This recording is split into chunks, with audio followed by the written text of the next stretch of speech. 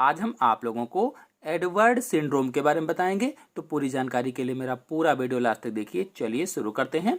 तो इस सिंड्रोम का अध्ययन J.H. एडवर्ड्स ने सन 1960 ईस्वी में किया था। मतलब इस सिंड्रोम को किसने बताया?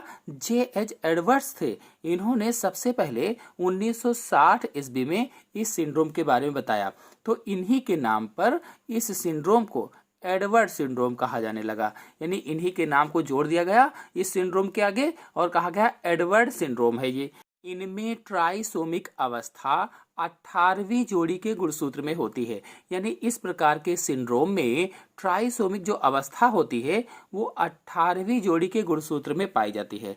मतलब एडवर्ड सिंड्रोम 18वीं जोड़ी के ऑटोसोम गुणसूत्र की ट्राइसोमिक अवस्था से बनता है। ऑटोसोम गुणसूत्र की ट्राइसोमिक अवस्था से बनता है। तो इस चित्र को देखिए। इस चित्र में सभी में दो दो गुणसूत्र हैं। चाहे पहली जोड़ी में हो, चाहे दूसरी जोड़ी में हो, चाहे तीसरी जोड़ी में हो, हर जोड़ी में दो दो गुणसूत्र हैं। लेकिन 18वें जोड़ी में देखिए, 18वीं जोड़ी में दो गुणसूत्र की जगह पर एक गुणसूत्र और आ गया है। 3 गुणसूत्र हो गए हैं। यानी एक और गुणसूत्र जुड़ने से 3 गुणसूत्र हो गए हैं। इसीलिए इसे ट्राइसोमिक अवस्था कहा गया है। 3 गुणसूत्र होने से क्या हो गया? ट्राइसोमिक अवस्था हो गई या ट्राइसोमिक स्टेज हो गई। और इसी 18वीं जोड़ी के ट्राइसोमिक स्टेज के कारण ही एडवर्ड सिंड्रोम हो जाता है। अब 18वीं जोड़ी के गुणसूत्र में एक गुणसूत्र और आ गया, ट्राइसोमिक एक गुणसूत्र बढ़ गया। यानी कि इसमें 47 गुणसूत्र टोटल हो जाएंगे। यानी इस प्रकार से टोटल गुणसूत्रों की संख्या, क्रोमोसोम की संख्या 47 हो जाती है।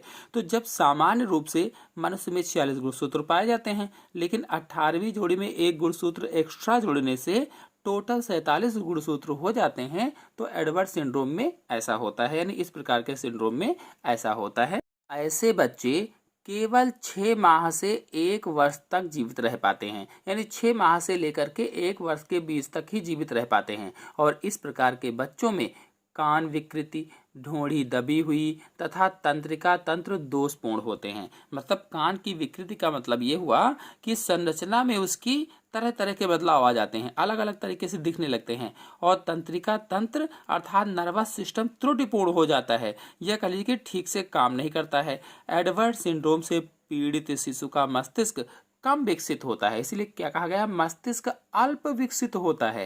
यानी जो एडवर्ड सिंड्रोम जिसको हो जाएगा, जिस बच्चे को, उसका जो मस्तिष्क होगा वो कम विकसित होगा। और शरीर के प्रत्येक अंग व तंत्र में विकार उत्पन्न हो जाएंगे। मतलब शरीर के प्रत्येक अंग तंत्र में रोग या विकार हो जाएंगे। जैसे हृदय दोषपूर्ण हो जाएगा, मुंह छोटा हो जाएगा, गर्दन छोटी होगी। ये लक्षण है।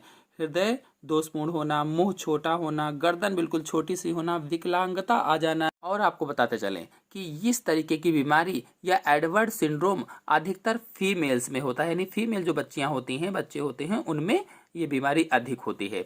आपको बता दें कि इसकी कैसे जांच करेंगे, कैसे जानेंगे कि एडवर्ड सिंड्रोम से पीड़ित बच्चा है। तो बच्चे के जन्म से पहले 3 माह में, यानी जब बच्चा माँ के पेट में होता है तो पहले 3 माह में किए जाने वाले खून के परीक्षण, खून की जांच करवाइए। अल्ट्रासाउंड में इस बीमारी की शुरुआत की जानकारी मिल जाती है। तो खून की जांच करवाइए, अल्ट्रासाउंड करवाइए। तो उसमें अगर बीमारी की शुरुआत हुई है तो जानकारी उसकी मिल जाएगी। इसलिए कहा गया बीमारी की शुरुआती जानकारी प्राप्त हो जाती है। और दूसरी तिमाही में किए जाने वाले क्वैड स्क्रीन नाम के खून परीक्षण में इसका पता लग जाता है। और दूसरी तिमाही में क्या किया जाएगा?